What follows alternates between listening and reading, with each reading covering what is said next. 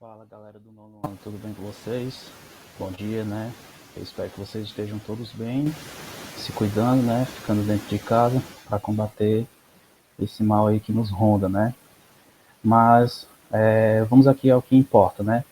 Olha, para nossa aula de hoje, na nossa videoaula, a gente vai começar a fazer a nossa revisão, tá certo? Revisão dos capítulos 1 a 4, e isso corresponde aos assuntos sufixo "-ness" e os modal verbs que a gente viu, né? Desde o may e might até os modal verbs can e could. Para ficar algo mais organizado, não ficar sobrecarregado para vocês, a gente vai dividir essa revisão em duas partes, ok? Então a gente vai começar hoje pelo sufixo "-ness" e iniciar o estudo de modal verbs, may e might, e no próximo vídeo a gente finaliza essa revisão vendo os outros modal verbs que a gente viu até então, ok? Então vamos começar. Eu vou iniciar aqui o capítulo 1, tá certo? Pelo sufixo "-ness". O sufixo "-ness", gente, ele é bem simples e a gente vai retomar aqui, primeiramente, como você vai usar esse sufixo, ok? O sufixo "-ness" você usa quando você quer transformar, quando você quer mudar a classe gramatical de um adjetivo. Como assim? Você vai mudar o adjetivo e transformá-lo em um substantivo, ok? Então, ao fazer isso, você precisa usar o sufixo "-ness". Por exemplo, você tem o adjetivo blind, que significa cego.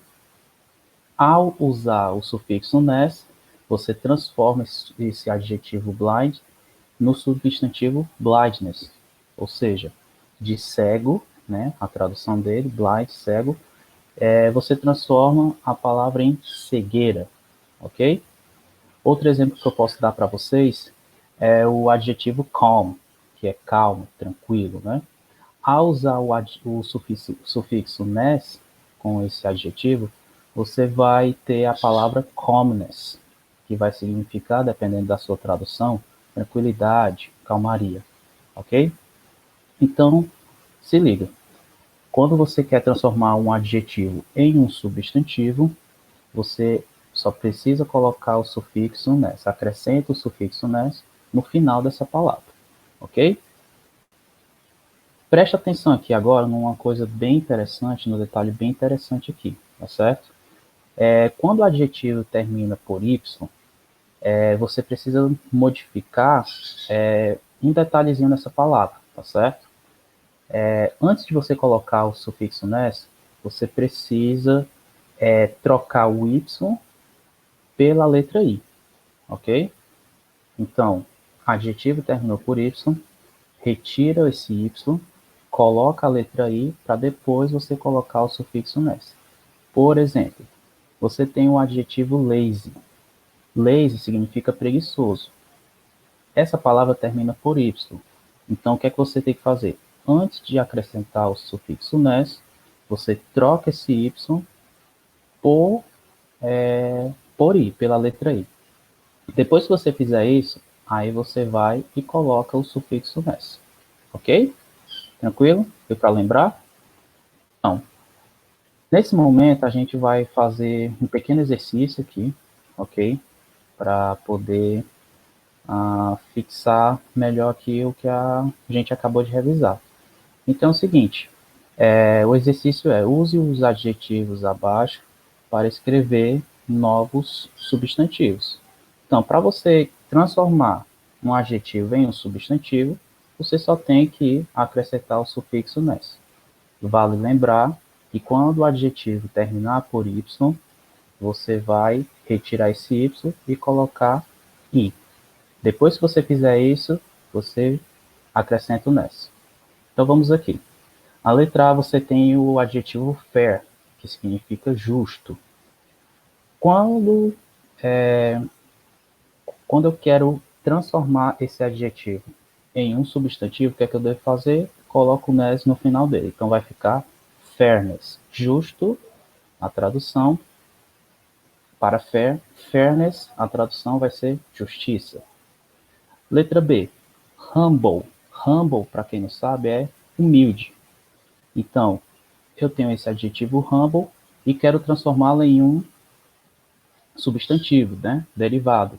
Então você acrescenta o ness, vai ficar humbleness. Humble é o adjetivo humilde, humbleness é o substantivo humildade, ok? Letra C, lonely, que é o adjetivo solitário. Ao transformá-lo em substantivo, você vai ter loneliness. Porém, termina por y, então o que é que você vai fazer?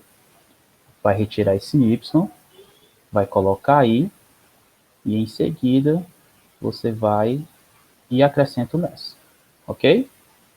E para terminar esse exercíciozinho simples, letra D, rich, que significa rico. Ao transformá-lo em um substantivo, você vai obter richness, que vai significar riqueza, ok? Então, pessoal, basicamente é isso que vocês precisam saber de sufixo ness, ok? E aí, nesse momento, ainda no capítulo 1, a gente vai iniciar o estudo de modal verbs. E os dois primeiros modal verbs que a gente vai ver agora é o may e o might, ok? Então, o que é que você precisa saber de antemão? Que eles são modal verbs. E o que é um modal verb? Modal verb, ele é um tipo de verbo especial. E por que ele é especial? Porque ele vai carregar, ele vai ter um uso, um contexto específico para ser usado, ok? Então, cada modal verb ele tem um contexto, ele tem uma ideia que vai ser expressado nas frases que ele aparecer. Então, qual seria a ideia, o uso, o contexto que eu uso o may e might? Eu vou usar esses dois camaradas quando eu quiser expressar possibilidades, algo certo ou não de acontecer, ok? Então, eu posso dar um exemplo aqui para vocês. It may or might rain today. Por que eu falei may ou might? Porque quando eu quero expressar possibilidades, eu posso usar ou may ou might. Tanto faz, ok? Então, na minha frase aqui poderia ser da seguinte maneira: It may rain today ou It might rain today, ok? O mais importante é vocês lembrarem que may e might eu uso para expressar possibilidades, ok? O próximo tópico seria as formas de frase, né? Os tipos de frase que a gente viu, que são três: afirmativa, negativa e interrogativa. Vamos aqui primeiro para a afirmativa. É importante você ter em mente esse tipo de frase aqui, afirmativa, porque a partir dela você pode entender melhor a questão da forma negativa e interrogativa. Então vamos lá. A forma afirmativa ela vai ter a seguinte estrutura: sujeito, que pratica a ação, começa pelo sujeito, subject, logo depois may e might, e eles dois vão auxiliar quem? Vão auxiliar o main verb, que é o verbo principal, né? A ação praticada pelo sujeito. O may e o might aparecem na frase para poder dizer, né, para nos dar a ideia de que aqui é uma possibilidade, trata-se de uma possibilidade. E por fim, você vai ter aqui o complement, né? Complemento. Então, aqui na frase I may or might move to another city due to my job. Vamos lá. Quem seria o sujeito aqui?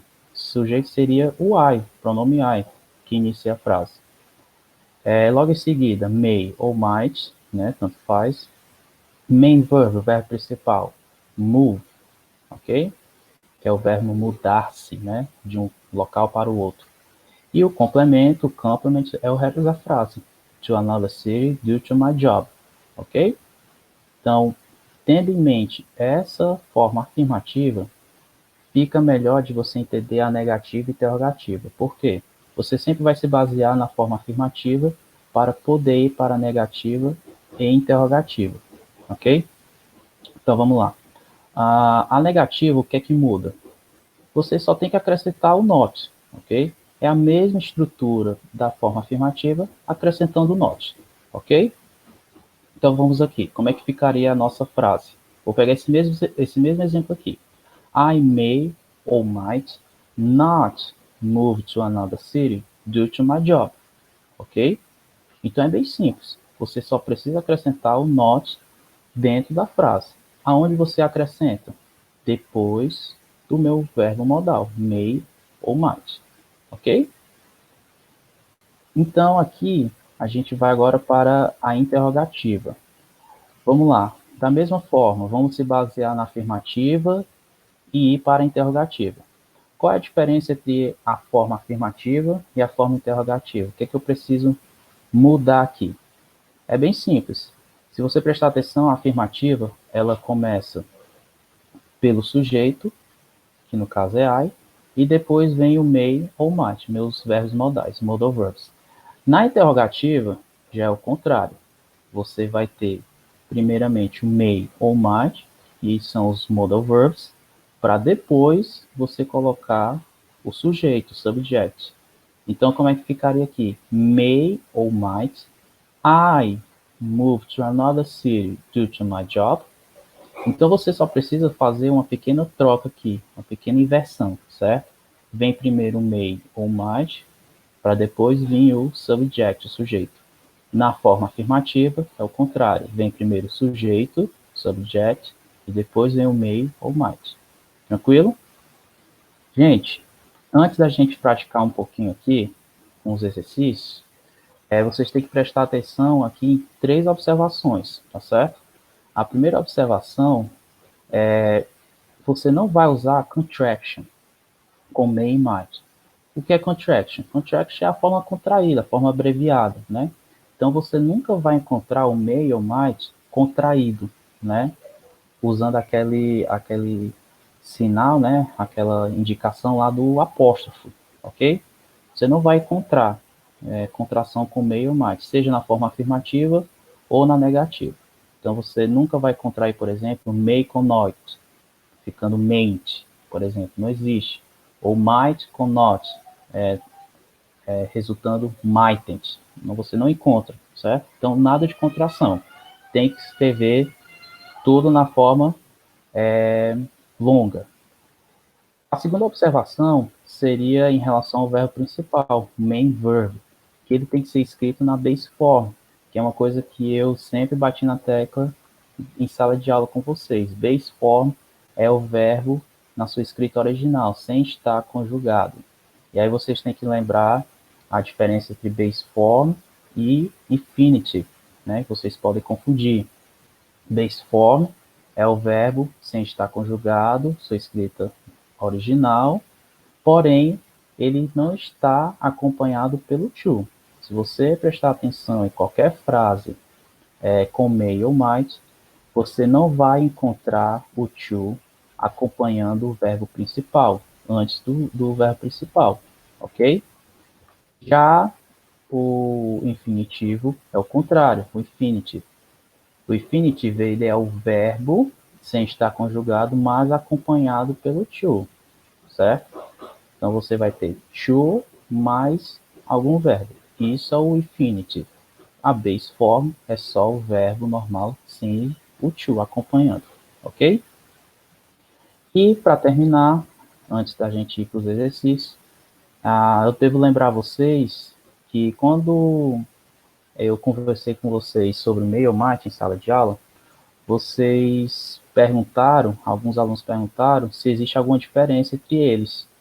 E existe, né? Para a nossa realidade de nono ano, a diferença entre eles vai ser o seguinte, que para eu pedir ou dar permissão, né?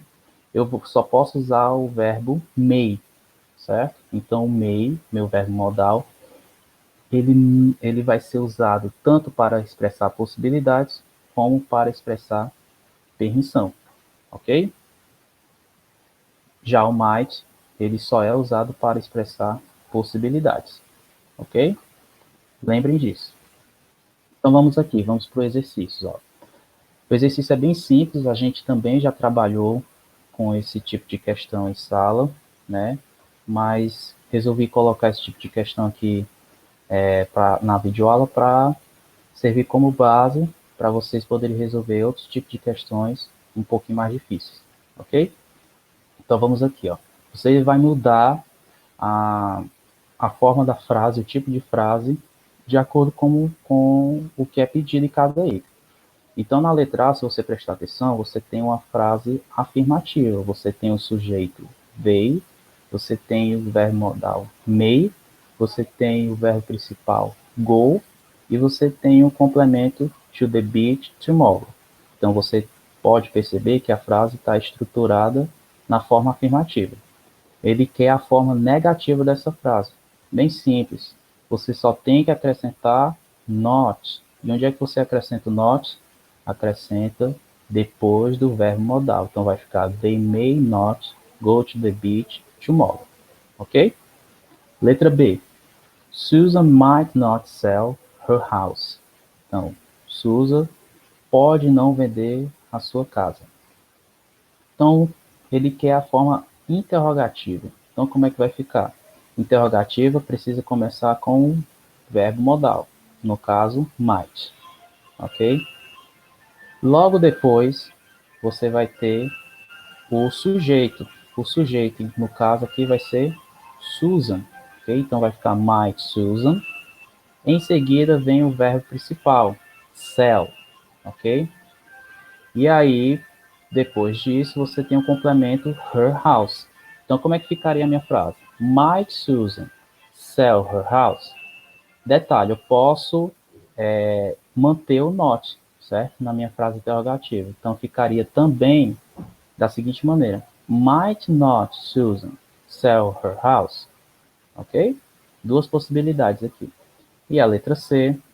May I drink water? Posso beber água? Preste atenção que aqui já é uma permissão, né? Ele está pedindo permissão para beber água. Algo que só pode acontecer se você usar may. Nunca mais para pedir ou dar permissão.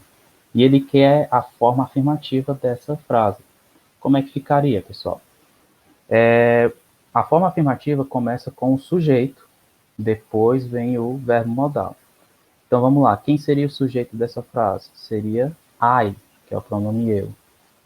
Logo depois, você tem aqui o verbo modal may, então ficaria I may drink, que é o verbo principal, e water, que é o complemento. Então ficaria I may drink water. Ok? Gente, eu vou parar a nossa revisão aqui, né? Nesse momento aqui, que eu finalizei o may e o might. No vídeo da próxima semana, eu vou continuar esse estudo de modal verbs, ok? Relembrando com vocês o must, should, can e could, ok? Gente, até a próxima semana, até o próximo vídeo, certo? Se cuidem e a gente se vê logo em breve, eu espero, ok? See ya!